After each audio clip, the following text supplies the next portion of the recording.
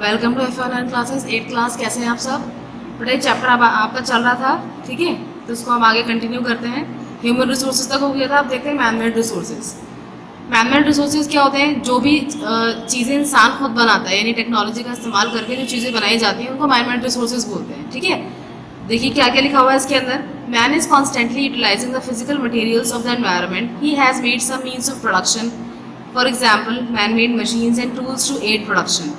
Thus, machines and tools are man-made resources. Houses, buildings, etc. are other examples of man-made resources. तो कह रहे हैं कि man यानी इंसान यानी आदमी जो है वो लगातार फिजिकल मटेरियल का इस्तेमाल करके अपने एनवायरनमेंट के और उनसे चीज़ें बना रहा है, ठीक है। और वो जो चीज़ें बना रहा है वो मशीन्स के थ्रू भी यूज़, मतलब मशीन्स के थ्रू या फिर टूल्स वगैरह के थ्रू जो है उनको बना रहा है और उससे उसके प्रोडक्शन में बहुत फ़ायदा हो रहा है उसको, ठीक है। तो ऐसी ही जो मशीन्स हैं, जैसे सपोज़ कि पहले अगर कोई कपड़ा वगैरह बनाया जाता था तो उसको जो है हाथ से बनाते थे कपड़े को, तो उसमें ज़्यादा लागत भी आती है, मेहनत भी बहुत लगती है, वक्त भी बहुत लगता है ना। लेकिन अब क्या है, मशीन में आपने एक बार सारे फंक्शंस डाल दिए, उसके बाद उसको जो है मशीन को काम करना है सारा, है ना। तो यानी वो मशीन किसने बनाई? वो भी तो ह्यूमन ने बनाई है ना। तो वो मशीन भी एक मैनमेड रिसोर्स हो गई और उससे अब बनने वाला कपड़ा भी जो है वो मैनमेड रिसोर्स में आ जाएगा, ठीक है। तो ऐसे ही यहाँ पर उन्होंने एग्जाम्पल्स दिए हैं कि हमारे आसपास बहुत सारी चीज़ें हैं जो मैनमेड रिसोर्सेज के एग्जाम्पल्स हैं। जैसे जिस घर में आप रहते हैं वो मैनमेड रिसोर्स है, ठीक है, वो नेचुरली आपको नहीं मिला, वो बाकायदा बनाया गया है। या इसके अलावा आपके घर में चलने वाला पंखा, कूलर, AC, फ्रिज, ठीक है, गैस स्टोव, सारी चीज़ जो है वो मैनमेड रिसोर्सेज में आती हैं। यानी ह्यूमन ने जो है, मैन ने इन सब तमाम चीज़ों का इस्तेमाल करके जो उसको एनवायरनमेंट में अवेलेबल थी उनसे मैनमेड रिसोर्सेज को बनाया है, ठीक है। अगली हेडिंग है हमारी economic development. Economic development takes place due to rapid industrialisation. देखिए बेटा, इकोनॉमिक डेवलपमेंट का मतलब क्या होता है? यानी जब लोगों के पास जो है ना पैसा आए उसको हम बोलते हैं इकोनॉमिक डेवलपमेंट या फाइनेंशियल डेवलपमेंट भी आप इसको कह सकते हैं। तो कह रहे हैं कि ये जब कब पॉसिबल होगा? जब इंडस्ट्रियलाइजेशन फैलेगा। इंडस्ट्रियलाइजेशन का मतलब क्या होता है? यानी जब सब कुछ मशीनों पर डिपेंडेंट हो जाएगा, यानी इंसान जो है वो बहुत ज़्यादा डेवलप हो जाएगा और सारा काम उसका ज़्यादातर मशीनें करेंगी, जैसे आजकल हो रहा है। आप देख लेंगे कि कपड़े धोने, कपड़े सीने, खाना बनाने, रोटी बनाने, ना ये तमाम काम धीरे धीरे मशीन्स पर डिपेंड होते चले जा रहे हैं, है ना। It refers to changes in the amount, consumption, rate of growth and distribution of resources. तो कह रहे हैं कि जब इकोनॉमिक डेवलपमेंट होगा तो अमाउंट बोलते हैं पैसों को, यानी पैसों में भी वृद्धि होगी। कंजम्पशन यानी कंजम्पशन बढ़ जाएगा, यानी जो लोग इस्तेमाल कर रहे हैं उन लोगों के लिए जो ना चीज़ों का इस्तेमाल बढ़ जाएगा। रेट ऑफ ग्रोथ यानी जो बढ़ोतरी है किसी भी चीज़ के अंदर, जो विकास है वो बढ़ जाएगा उसका। एंड डिस्ट्रीब्यूशन ऑफ रिसोर्सेज, और डिस्ट्रीब्यूशन भी बढ़ जाएगा। डिस्ट्रीब्यूशन का मतलब यहाँ पर इस तरह से लेंगे हम कि सारे रिसोर्सेज सबको अवेलेबल नहीं होती, है ना। लेकिन जब इकोनॉमिक ग्रोथ होगी तो कोई ऐसी रिसोर्स जो हमें अवेलेबल नहीं है वो भी हमें अवेलेबल हो सकती है। जैसे एग्जाम्पल ले लेते हैं हम फ्रूट्स का। सारे फ्रूट्स जो होते हैं वो पूरे साल के लिए नहीं होते हैं ना, कुछ फ्रूट्स किसी मौसम में आते हैं, कुछ फ्रूट्स किसी मौसम में आते हैं। लेकिन जब हमारी ग्रोथ हो रही है तो अब आप देख सकते हैं कि आम आप पूरे 12 महीने खरीद सकते हो, ठीक है। ऑफ सीजन जब आप आम खरीदेंगे तो वो महंगे होंगे, वो बात अलग है कि आपको टेस्टी ना लगे, लेकिन ऐसा नहीं कि अवेलेबल ना हो, है ना। जैसे मटर का एग्जाम्पल आप ले सकते हैं। जब हम मटर की बात हम करते हैं तो वो उसके पैकेट्स आते हैं ना मटर के पीस के, तो वो आती तो बेसिकली तो सर्दियों में आती है, लेकिन अब जो है ना हमें वो अवेलेबल है पूरे साल, आप पूरे साल कभी भी उसको खरीद सकते हो। तो ये सब कैसे पॉसिबल हुआ? ये इकोनॉमिक ग्रोथ की वजह से हुआ है, क्योंकि इकोनॉमिक ग्रोथ जब होगी तभी तो हम उन चीज़ों को स्टोर कर पाएंगे ना, उनको वैसा एनवायरनमेंट दे सकेंगे जिस एनवायरनमेंट को रहने की आदी है, ताकि वो ख़राब ना हो। तो ये सब चीज़ें हमें तभी जो है पॉसिबल हो सकती हैं।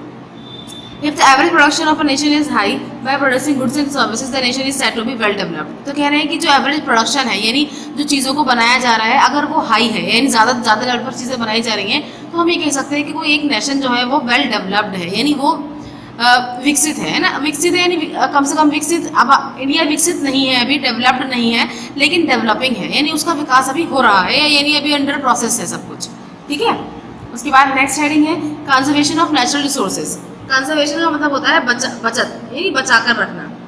तो नेचुरल रिसोर्सेज को हम कैसे बचा सकते हैं? नेचुरल रिसोर्सेज आपने पढ़ा था चैप्टर के स्टार्टिंग में कि क्या होती है नेचुरल रिसोर्सेज, ठीक है ना। जैसे हमारी सॉइल है, एयर है, वाटर है, माउंटेन्स हैं, ठीक है ना, सनलाइट है, ये सभी क्या है? ये सब नेचुरल रिसोर्सेज है, यानी नेचुरली हमें ये मिली है, इसको कोई इंसान नहीं बना सकता, ठीक है ना।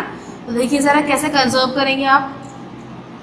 Conservation means utilizing the resources at a low rate of consumption so that they last longer to serve humanity.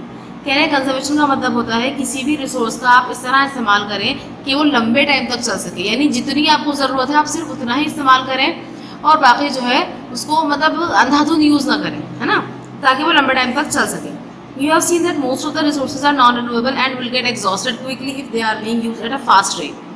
तो कह रहे हैं आप देख सकते हैं कि बहुत सारे जो रिसोर्सेज हैं वो नॉन रिन्यूएबल है. नॉन रिन्यूएबल जैसे कोयला, कोल और पेट्रोलियम है, दोनों ही नेचुरल रिसोर्सेज हैं. इंसान की बस की बात नहीं है इसको बनाना, ये सब नेचुरली अकर करती हैं, है ना, हमारे एनवायरनमेंट में.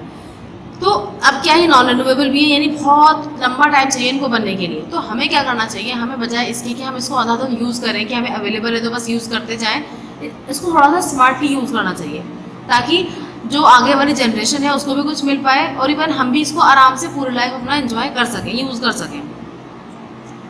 There are however some resources which cannot be conserved but have to be protected. Conservation means keeping the resources safe and protecting them against destruction. तो कह रहे हैं कि हालांकि कुछ ऐसे भी रिसोर्सेज हैं जिसको आप सेव करके नहीं रख सकते, जैसे हवा है ना, एयर जिसमें हम सांस लेते हैं, तो उसको आप किसी बॉक्स में बंद करके नहीं रख सकते, है ना. जिस हवा में हम सांस ले रहे हैं, जितनी हवा हम यूटिलाइज कर रहे हैं बाकी सारी ऐसे ही है ना. जैसे सनलाइट है उसको आप कहीं किसी रूम के अंदर बंद करके नहीं रख सकते, नहीं रख सकते ना.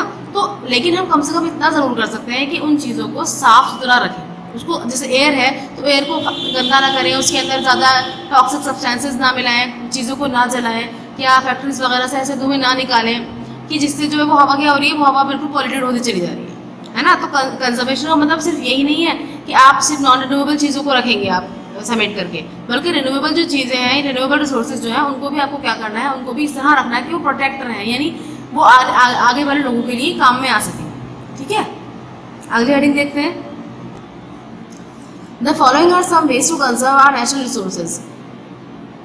The land resources are limited. Wasteland should be made available for cultivation. Rivers may be linked up so that surplus water is donated from one river to another.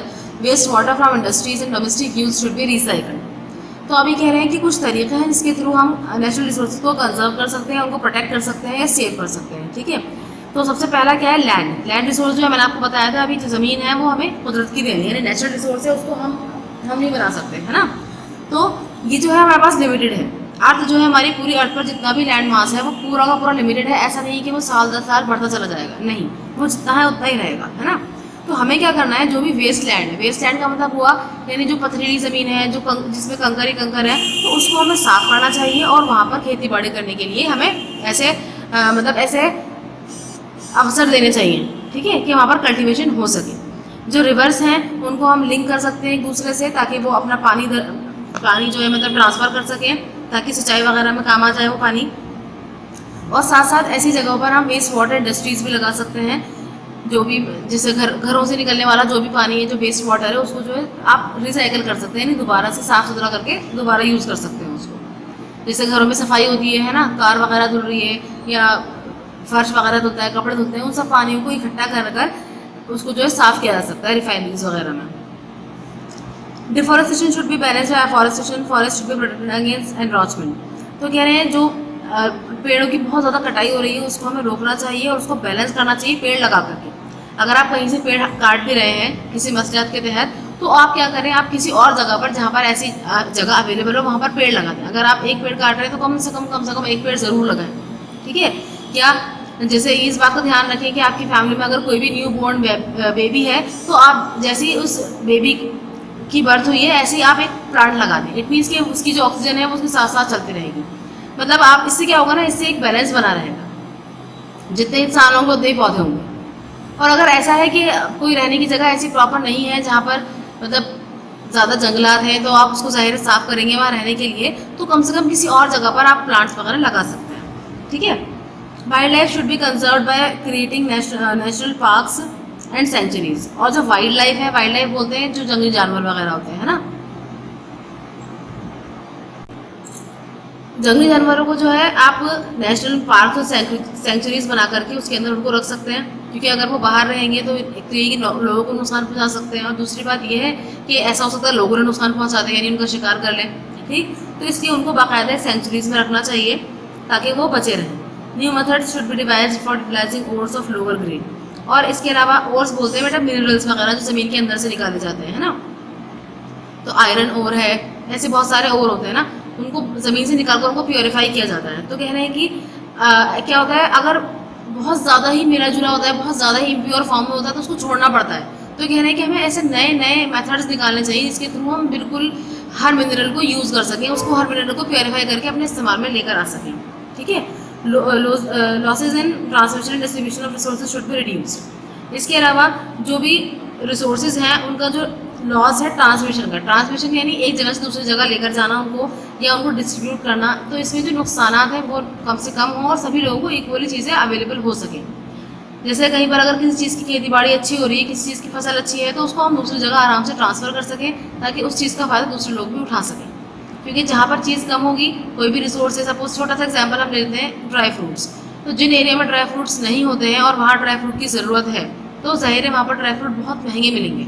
क्यों? क्योंकि वो वहाँ पर आसपास में कल्टीवेट नहीं हो पा रहे हैं, दूर से आ रहे हैं, तो ज़ाहिर है उसकी जो कीमत है वो बढ़ जाएगी, ठीक है। तो चलते हैं आगे, देखते हैं अगली हेडिंग क्या है। अगली हेडिंग है sustainable development of resources. While using these resources, we should make a balance between our needs and the need to conserve these resources.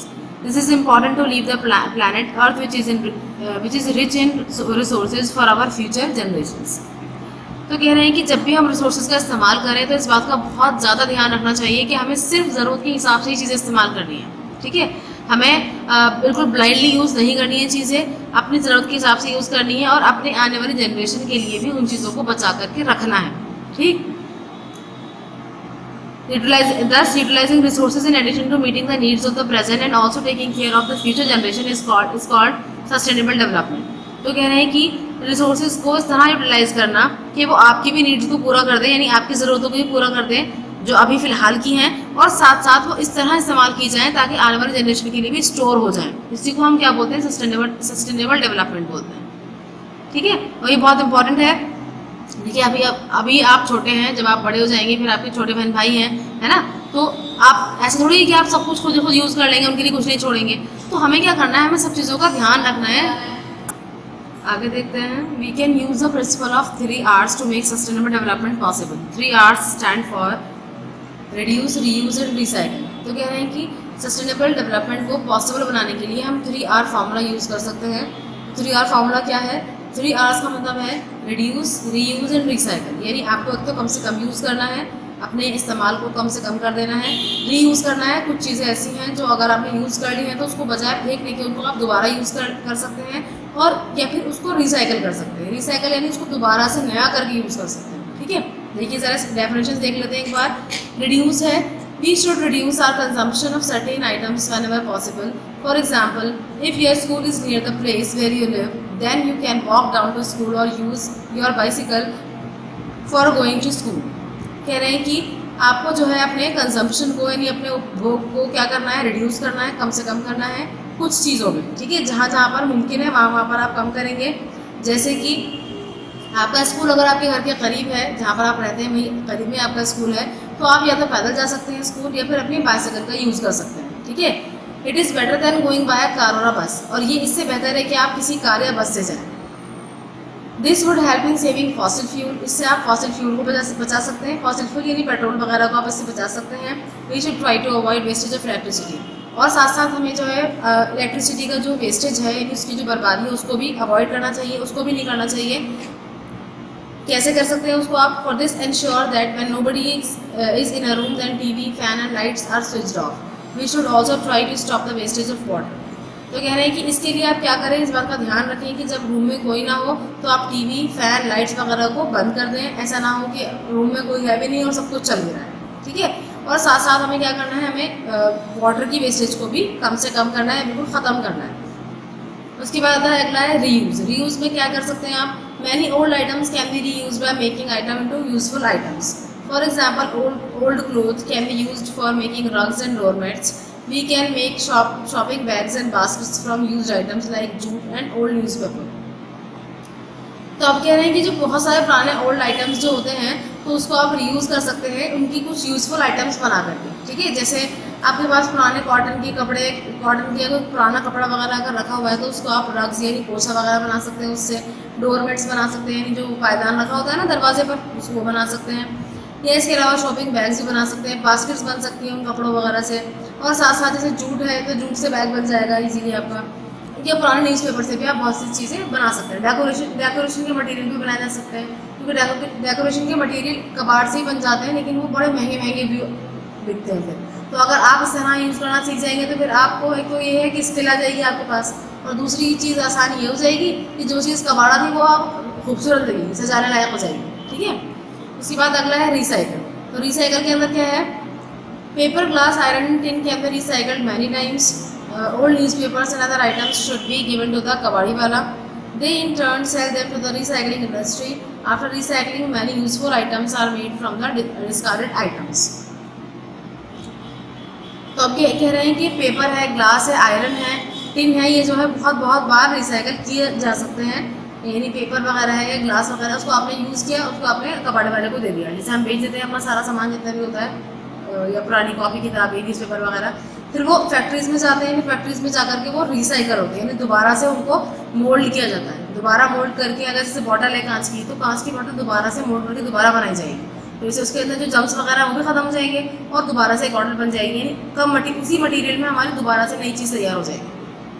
ठीक है, तो रिसाइकलिंग के बाद क्या होता है, फिर बहुत सारे जो यूज़फुल आइटम्स हैं वो बनाए जा सकते हैं इन्हीं डिस्कार्डेड आइटम से। डिस्कार्ड का मतलब क्या है, जो जिनको हमने फेंक दिया था, जिनको हमने यूज़ करके फेंक दिया था, तो वो डिस्कार्ड हो गए, डिस्कार्ड कर देते हैं हम लोगों को, है ना। लेकिन उन्हीं डिस्कार्डेड आइटम से हमने क्या करा, दोबारा से कुछ चीज़ें बना ली, वो भी बिल्कुल नहीं। ठीक, तो ये आपका चैप्टर कंप्लीट हुआ, आई होप आपको समझ में आया होगा। तो बेटा देखिए चैप्टर कंप्लीट हो चुका है हमारा, हम इसकी क्वेश्चन आंसर्स देख लेते हैं, अदब वगैरह देख लेते हैं। तो फर्स्ट पार्ट है आपका फॉर्मेटिव असेसमेंट वाला, ओरल क्वेश्चंस के अंदर ये आपको ओरल क्वेश्चंस भी अपनी कॉपी में करने हैं, अपनी नोटबुक में करने हैं ज्योग्राफी की।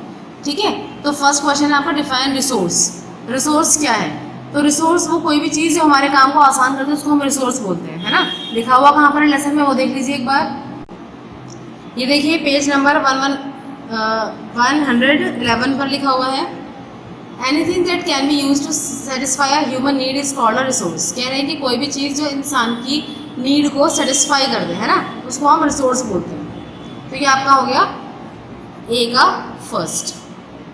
ठीक है, उसके बाद नेक्स्ट देखिए, तो नेक्स्ट में है name any two renewable resource. तो कोई सी भी दो आपको रिन्यूएबल रिसोर्सेज बतानी है, यानी वो जो कभी भी ख़त्म नहीं होंगी, वो बार बार रिन्यू हो सकती हैं, है ना। तो वो है एयर एंड सनलाइट।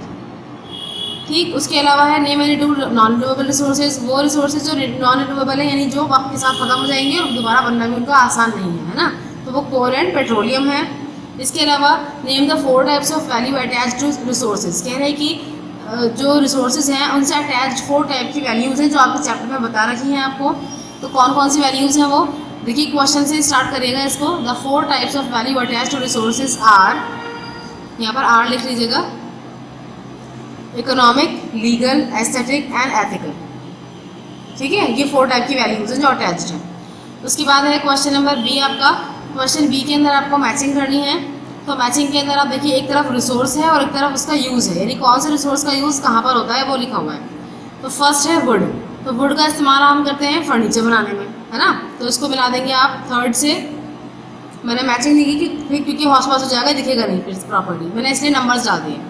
पेट्रोल है, पेट्रोल का इस्तेमाल हम करते हैं फैक्ट्रीज़ में।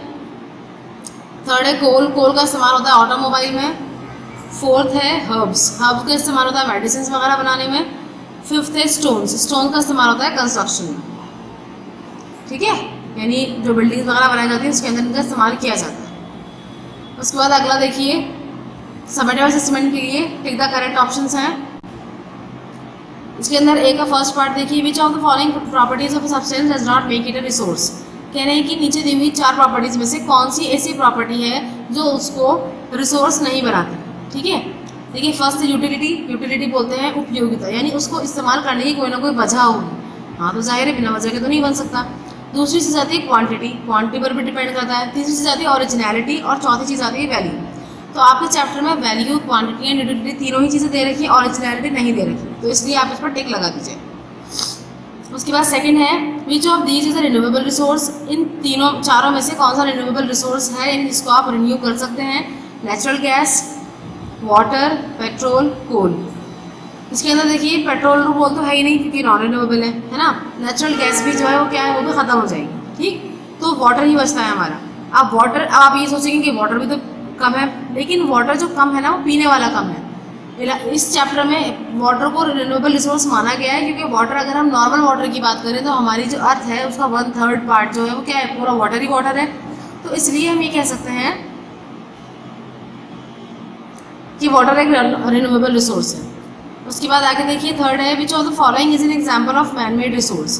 कह रहे हैं इनमें से कौन से जो है मैन मेड रिसोर्स के एग्जाम्पल्स हैं।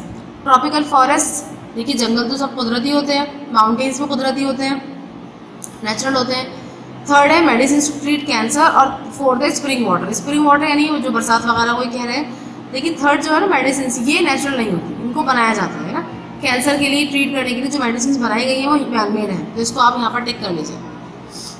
उसके बाद फोर्थ देखिए, biotic resources are derived from which of the following. Biotic resources को कहाँ से लिया गया है, नॉन लिविंग थिंग से, लिविंग बीइंग से, नेचुरल थिंग से या मैन मेड थिंग से। तो बायोटिक रिसोर्सेज हम उनको बोलते हैं जो लिविंग थिंग से रिलेटेड होती है ना, लिविंग बीइंग से रिलेटेड जो होती है उसको हम बोलते हैं। तो यहाँ पर आप टिक लगाएंगे।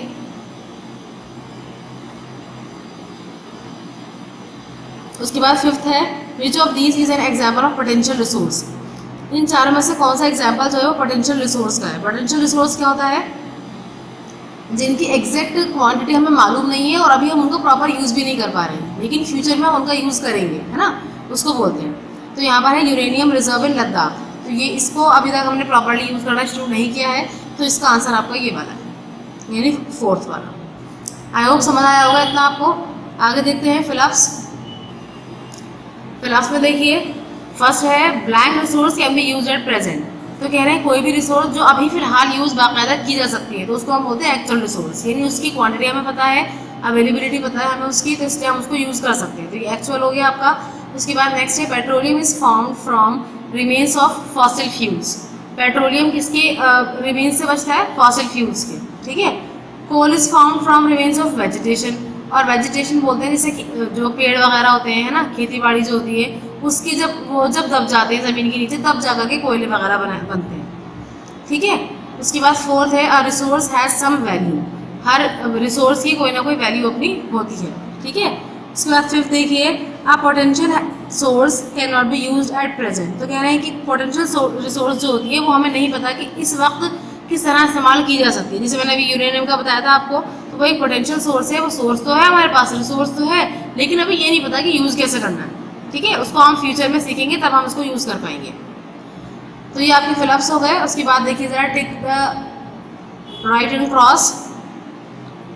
यहाँ पर फर्स्ट है, water is a non renewable resources so it should be conserve. कह रहे हैं पानी जो है वो एक नॉन रिन्यूएबल रिसोर्स है और उसको हमें बचाना चाहिए। देखिए बचाना तो चाहिए इसको हमें, लेकिन वो नॉन रिन्यूएबल रिसोर्स नहीं है, वो रिन्यूएबल रिसोर्स है इस चैप्टर के हिसाब से। तो इसलिए स्टेटमेंट क्या है, रॉन्ग है, ठीक है। उसके बाद सेकंड देखिए, some resources need the help of technology for being useful for us. कह रहे हैं बहुत सारी रिसोर्सेज ऐसी हैं जिसको हम यूज़ करने से पहले हमें उनको टेक्नोलॉजी के थ्रू बनाना पड़ेगा, है ना, तभी वो हमारे यूज़ में ज़्यादा अच्छे तरीके से आ सकती हैं, ठीक। तो हाँ ये बात ठीक है कि बिना टेक्नोलॉजी के यूज़ के बहुत सारी रिसोर्सेज ऐसी हैं जो बिल्कुल बेकार हो जाएंगी। आगे देखिए, I think without an economic value can not be a resource. कह रहे हैं कि एक चीज़ जिसकी कोई इकोनॉमिक वैल्यू नहीं है तो वो एक रिसोर्स नहीं हो सकती। तो ये स्टेटमेंट गलत है। ज़रूरी नहीं है कि हर चीज़ की कोई ना कोई इकोनॉमिक वैल्यू हो, किसी चीज़ को आप पैसे से खरीद ही सकें, ये ज़रूरी नहीं है, इसलिए ये स्टेटमेंट रॉन्ग है। क्योंकि देखिए कभी कभी हमें कोई चीज़ बहुत खूबसूरत लग रही होती है, यानी हम एक लैंडस्केप हम देख रहे हैं वो बहुत प्यारा हमें लग रहा है, उससे हमें दिली सुकून मिल रहा है, तो उसकी एस्थेटिक वैल्यू है, ठीक है। इकोनॉमिकल वैल्यू नहीं है पर एस्थेटिक वैल्यू है। जब चीज़ की एस्थेटिक वैल्यू है मीन्स की वो एक रिसोर्स भी है, तो इसकी स्टेटमेंट रॉन्ग है। उसके बाद फोर्थ देखिए, some resources take thousands of years to get form. कह रहे हैं कुछ रिसोर्सेज ऐसे हैं जिनको हज़ारों साल लगते हैं बनने में। Yes it is right, because हमारे पास कोल एंड पेट्रोलियम है एग्जाम्पल के तौर पर, उनको बनने में कई साल लगेंगे, कई हज़ार लाख साल लगेंगे, है ना, तब जाकर वो तैयार हो सकती है। उसके बाद फिफ्थ है, air is a renewable resource so it need not to be taken care of. कह रहे हैं एयर जो है वो एक रिन्यूएबल रिसोर्स है, इसलिए हमें उसकी कोई फिक्र नहीं करनी चाहिए, उसका ख्याल नहीं रखना चाहिए। तो ये स्टेटमेंट रॉन्ग हो गई आपकी। एयर रिन्यूएबल रिसोर्स तो है लेकिन उसके ख्याल की भी ज़रूरत है ना, क्योंकि जब हम उसके अंदर इनहेल कर रहे हैं यानी हम उस पर डिपेंडेंट हैं अपने इनहेलेशन और एक्सहेलेशन के लिए, तो हमें उसका ध्यान रखना भी ज़रूरी है, वो ख़राब और गंदी नहीं होनी चाहिए, साफ़ सुथरी रहनी चाहिए ताकि हमें भी कोई प्रॉब्लम ना हो, कोई बीमारी ना हो। तो ये आपके राइट रॉन्ग हो गए। उसके बाद देखिए शॉर्ट आंसर टाइप क्वेश्चंस। तो फर्स्ट क्वेश्चन है आपका, what is the significance of human resources. Human resources की क्या सिग्निफिकेंस है, क्यों वो ज़रूरी है, क्या महत्व है उनका ह्यूमन रिसोर्सेज का। तो आपको बताया होगा मैम ने कि ह्यूमन रिसोर्सेज के अंदर क्या होता है, ह्यूमन रिसोर्सेज के बगैर क्या समझ लीजिए आपकी कोई रिसोर्स प्रॉपर्ली यूज़ हो ही नहीं सकती। अगर आप अपने घर में रह रहे हैं, अगर आपके पास आपका घर एक रिसोर्स है तो आप यूज़ कर रहे हैं उसको, है ना, यानी आप ह्यूमन रिसोर्स हैं, आप यूज़ कर रहे हैं उसको, ठीक है। या इसके अलावा बहुत सारी टेक्नोलॉजीज़ हैं जिनका इस्तेमाल सिर्फ ह्यूमन रिसोर्स से ही किया है। अगर ह्यूमन रिसोर्स नहीं होता तो हमें ये घर बनाने का तरीका, ये AC पंखा कूलर चलाना, ये सब नहीं आ पाता। तो ह्यूमन रिसोर्स बहुत इंपॉर्टेंट है ताकि वो नेचुरल रिसोर्सेज को कन्वर्ट कर सके और लोगों के लिए यूज़फुल बना सके। देखिए इसका आंसर पेज नंबर 113 पर। इस आंसर की स्टार्टिंग आप करेंगे ह्यूमन रिसोर्सेज से। ह्यूमन रिसोर्सेज स्टार्ट करेंगे इसको आप 1 2 3, थर्ड लाइन में लिखा हुआ है आर ऑफ प्राइम इम्पॉर्टेंस, यहाँ तक, ठीक है। तो ये आपके डी का फर्स्ट पार्ट हो गया। समझ आई इतनी बात। नेक्स्ट क्वेश्चन देखते हैं, what is the difference between potential and actual resource. Potential और एक्चुअल रिसोर्स में क्या डिफरेंस है ये बताना है, ठीक है। तो अभी बताया मैंने आपको, फिलहाल से बताया था ना, एक्चुअल में क्या होता है, हमें पता रहता है कि क्या क्या अवेलेबल है हमारे पास, और पोटेंशियल में पता नहीं रहता कि क्या क्या अवेलेबल है। देखिए क्या डिफरेंस है, पेज 112 पर आ जाइए। आप देखिए यहाँ पर फर्स्ट है एक्चुअल रिसोर्स। पहले आप हेडिंग बनाएंगे इसकी, तो यहाँ से स्टार्ट करेंगे लिखना, resources whose quantity is known and which are being used by man are called actual resources. For example, the coal reserve in Jharkhand is an actual resource. ये भी एग्जाम्पल आपकी पूरी एक डेफिनेशन होगी, ठीक है। इसके बाद पोटेंशियल रिसोर्स देखिए। पोटेंशियल रिसोर्स के अंदर आप पहले हेडिंग बनाएंगे इसकी, उसके बाद फिर आप यहाँ से लिखेंगे रिसोर्सेज से। यहाँ से स्टार्ट करेंगे लिखना 1 2 3 4, फोर्थ लाइन में लिखा हुआ है यूज्ड इन फ्यूचर, ठीक, यहाँ तक आप इसको लिखेंगे। तो ये दोनों ही आंसर्स मिलाकर के कौन से हो गए आपके, डी का सेकंड पार्ट पूरा कंप्लीट हो गया ये, ठीक है। उसके बाद नेक्स्ट देखिए, डी का थर्ड पार्ट देखिए, what is the difference between ubiquitous and localised resources. इन दोनों में क्या डिफरेंस है, चलिए देखते हैं। पेज 112 पर आ जाइए। ये देखिए बेटा, डी का थर्ड पार्ट है आपका, ubiquitous resources which are more or less evenly distributed around the world are called ubiquitous resources. For example air and water are ubiquitous resources, यानी वो रिसोर्सेज जो सबको इक्वली अवेलेबल है उसको आप यूबिक्विटस बोलते हैं, ठीक है। चलिए इक्वली तो नहीं, लेकिन कम से कम अवेलेबल है सबको, है ना। इक्वली तो नहीं कह सकते क्योंकि सब जगह की अलग अलग क्वालिटी होती है। उसके बाद लोकलाइज्ड है। लोकलाइज्ड के अंदर क्या आता है, resources which are found in selected geographical areas are called localised resources. Distribution of many resources depends on many geographical factors like climate, topography etcetera, ठीक है। ये पूरा लिखेंगे यहाँ से यूबिक्विटस से, आप हेडिंग बनाकर लिखिएगा। अभी पूरा नहीं हुआ ये आंसर, लेकिन नेक्स्ट पेज पर भी थोड़ा सा इसको यहाँ तक लिखेंगे। For example Middle East is rich in oil reserve, so petroleum is an example of localised resource. यहाँ तक है इसका आंसर, ठीक है। उसके बाद देखिए जरा D4 क्वेश्चन है आपका, what is the difference between renewable and non renewable resources. Renewable and non renewable resources कौन सी होती हैं, रिन्यूएबल वो जो अब मतलब हमेशा यूज़ की जा सकती है ना, यानी कई बार आप उसको रिन्यू कर सकते हैं। जैसे सनलाइट है, एयर है, ठीक है, इन सबको आप यूज़ कर सकते हैं। लेकिन नॉन रिन्यूएबल कौन सी होती है, नॉन रिन्यूएबल वो वाली होती हैं जिनको आप एक वक्त के बाद इस्तेमाल नहीं कर सकते अगर वो ख़त्म हो जाए, और उसको बनाना भी बहुत मुश्किल है, मतलब बहुत लंबा टाइम चाहिए बनाने के लिए, ठीक है। देखिए ज़रा पेज 113 पर आ जाइए। यहाँ पर हेडिंग बनाएंगे इसकी आप पहले रिन्यूएबल रिसोर्सेज की, उसके बाद देखना पूरा स्टार्ट करेंगे। ये पूरा पैराग्राफ छोटा सा आपको ऐसे लिखना है, डेफिनेशन भी है इसमें और एग्जाम्पल भी है, ठीक है। नॉन रिन्यूएबल के अंदर आप क्या करेंगे, नॉन रिन्यूएबल रिसोर्सेज की हेडिंग बनाएंगे, लिखना स्टार्ट करेंगे यहाँ तक रिसोर्सेज तक, ठीक है। उसके बाद अगला पॉइंट आप यहाँ से लिखेंगे फॉर एग्जाम्पल से पूरा एंड तक। ये हो गया आपका D4। बेटा ध्यान से मार्क कर लिए, क्वेश्चन जितने भी मैं बता रही हूँ ना वैसे ही करने हैं आपको प्रॉपर्ली, हेडिंग बना करके, ठीक है। उसके बाद नेक्स्ट देखिए D5 है आपका, what do you understand by conservation of resources. Resources के कंजर्वेशन से आप क्या समझते हैं ये भी बताया था मैंने आपको, यानी चीज़ों को आप बहुत मुख्तसर इस्तेमाल करना, जितनी ज़रूरत हो उतना इस्तेमाल करना, है ना, ताकि आने वाली जो जनरेशन है वो भी उसका इस्तेमाल कर सके। चलिए देखते हैं ज़रा आगे क्या है इसका आंसर।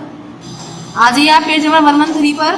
पेज नंबर 113 की स्टार्टिंग से देखिए, कंजर्वेशन मीन से लिखना स्टार्ट करेंगे आप और ह्यूमैनिटी तक लिखेंगे इसको, ठीक है। उसके बाद नेक्स्ट 2 लाइन जो है ना उसमें देखिए सम रिसोर्सेज से लेकर और लास्ट तक लिखेंगे डिस्ट्रक्शन। ये हो गया आपका D5, ठीक है। तो ये आपके 5 क्वेश्चंस इसके हो गए हैं। एक क्वेश्चन था रिसोर्स वाला, सबसे पहले वाला वो हो गया आपका, मतलब वो पूरा पार्टी करना है आपको, लेकिन चैप्टर में से ढूंढ के आपको ये 6 कर लेते हैं ना। अभी और करने हैं क्वेश्चंस। अब हम देखेंगे ई वाला, है ना, ई पार्ट देखेंगे अब हम। देखिए बेटा ये ई पार्ट है आपका। ई पार्ट के अंदर से ये 5 क्वेश्चंस लिखे हुए हैं इसके अंदर, ठीक है। तो फर्स्ट क्वेश्चन आप इसमें कट कर दीजिए, बाकी second, third, fourth and fifth हम करेंगे। तो सेकंड क्वेश्चन का आंसर देखते हैं। What do you mean by sustainable development. Page 114 पर आ जाइए। 114 पर देखिए यहाँ पर ज़रा, सस्टेनेबल डेवलपमेंट ऑफ रिसोर्सेज, यहाँ पर आ जाते हैं। ज़रा थर्ड लाइन में आइए। थर्ड लाइन में है यूटिलाइजिंग रिसोर्सेज, ठीक है।